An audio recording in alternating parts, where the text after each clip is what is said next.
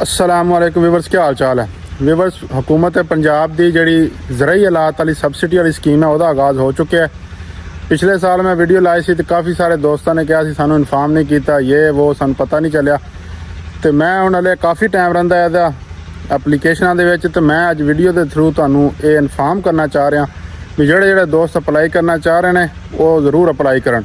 जिन्नियां भी स्कीमां चाह रही ने हुकूमत दियां सब तो अच्छी किसानों वास्ते यह जी स्कीम है, क्योंकि इस स्कीम के मैं खुद फ़ायदा हासिल किया है।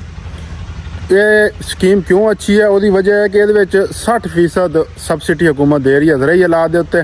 सब तो पहले ज़राई हालात जोड़े ने वो दो किस्मां के अंदर इस साल उन्होंने डिवाइड किए हैं। पहले एक ही ग्रुप हुंदा सी, एक ग्रुप के जोड़ा ना ग्रुप 1 के सारिया चीज़ां ने। मैं इत्थे नाम लैन लग पिया तो वो लिस्ट जी है पढ़न लग पिया तो तुहानू टाइम बहुत लग जाना वीडियो देखते देखते। रूटावेटर, डिस्क हैरो, डिस्क प्लो, चीज़र प्लो, मतलब कि हल वगैरह, स्प्रे वाली मशीनां, हर चीज़ ये शामिल है। ये 5 लाख रुपए ताईं सबसिडी है, वो मैं तुम्हें समझाना, तुम समझनी है 5 लाख का की मतलब है। फिर दूसरा ग्रुप है, वो वड्डी मशीनरी है, जिस तरह प्लांटर होंगे ने, गन्ने का प्लांटर है, गन्ना जोड़ा लांदा है, इस तरह का स्ट्राइको, बेलर, ग्राउंड थ्रैशर तो राइस नर्सरी, रेजिंग मशीन, ये वड्डियां मशीनां ने। इन्हां दे उत्ते तकरीबन 10 लाख रुपया जोड़ा ना वो सबसिडी है। तो ये आगाज़ हो चुका है दरखास्तां जमा करवाने का।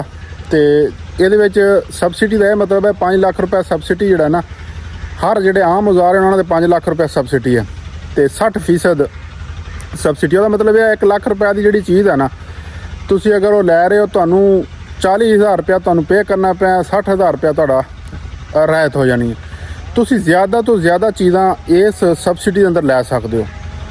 मिसाल के तौर पर तुसी 2 या 3 चीज़ां सिलैक्ट कर दो, एक रूटावेटर लै लेंदे हो, एक हैरो सिलैक्ट कर लेंदे हो, एक जनाब रैपर सिलैक्ट कर लेंदे हो। 3 चीज़ां सिलैक्ट करते हो, उसकी कीमत बनती है 8 लाख रुपए। 8 लाख रुपए तो जो ज़्यादा कीमत बन जाती है वो तुहानू देना पैना 3 लाख रुपया, 5 लाख रुपया तुहाडी जिहड़ी है सबसिडी के मद विच चले जाने ने। 3 लाख च तुहानू 3 चीज़ां मिल जाणगियां। तो वह मेन फायदा यह है बई अगर तुसी इस तो ज़्यादा जाओगे 10 लाख रुपए दी तुहाडियां चीज़ां बन जाणगियां, फिर भी सबसिडी वही 5 लाख रुपए ते महदूद है। 5 लाख तो उत्ते जाओगे वो तुहानू खुद पे करने पैणगे। तो दूसरे ग्रुप के 10 लाख रुपया सबसिडी है। अगर तुसी अप्लाई करना चाह रहे हो तो मौका है। यदा जनाब टाइम मैं सारा कुछ नोट किया है, 20 अक्तूबर 2025 ये लास्ट डेट है। तो खूब अप्लाई करो। की चीज़ों की जरूरत है वही तुहानू मैं दस देना। सब तो मेन जी चीज़ है वो है ट्रैक्टर। इन्हां वास्ते जिन्नी भी मशीनरी है ये वास्ते ट्रैक्टर जरूरी है। तो तुहाडे नाम अपने, अगर तुसी खुद अपने नाम की दरखास्त देना जा रहे हो, तुहाडे नाम ट्रैक्टर होना चाहिए। वो छोटा हो या वड्डा है, 50 हार्स पावर तो उत्ते जोड़ा भी ट्रैक्टर है वो वास्ते ये अहल है। तो उस तो दूसरी चीज़ तुहाडे नाल ज़मीन होनी चाहिए है, वो तुसी फर्द लैके जानी है। अगर तुहाडी नहरी ज़मीन है 25 एकड़ तक, तुसी अगर ज़मीन के मालक को 25 एकड़ तो ज़्यादा यदा अहल नहीं है, 25 एकड़ तो कम है, 1 एकड़ तो लैके 25 एकड़ ताईं तुसी अहल हो। तो फर्द जी है तुसी लेटेस्ट जी फर्द है वो लैके जानी है। यदा जो एप्लीकेशन फॉर्म है तुसी जो दफ्तर जाओगे ना, बलडोजर वाला जिन्होंने दफ्तर कहते थे या इंजीनियरिंग दफ्तर जिन्होंने कहते एग्रीकल्चर जोड़ा ना महकमा ज़राअत का इंजीनियरिंग दफ्तर ने, उत्थे एप्लीकेशन तुहानू मिल जानियां, फार्म भी मिल जाएगा।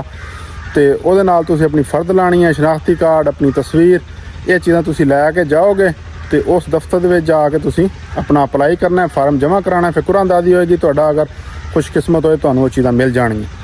तो दूसरा एक इन्हां दी एप्लीकेशन है, वैबसाइट है एग्रीकल्चर पंजाब की, वो उत्ते भी ये फार्म डाउनलोड कर सकते हो अगर अवेलेबल होया तो।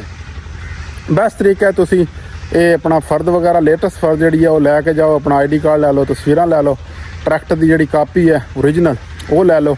ये सारिया चीज़ां लैके दफ्तर जाओ, उत्थे अप्लाई करके आ जाओ। बेस्ट तरीका यही है। अगर तुहानू इन्फॉर्मेशन अच्छी लगे हो वीडियो में लाइक लाजमी करना। अगर कोई चीज़ मिस हो गई हो, पूछना चाह रहे हो, कमेंट्स कर देना, बहुत जल्द मैं कमेंट्स का जवाब देना। तो दुआवां याद रखना। अल्लाह हाफिज़।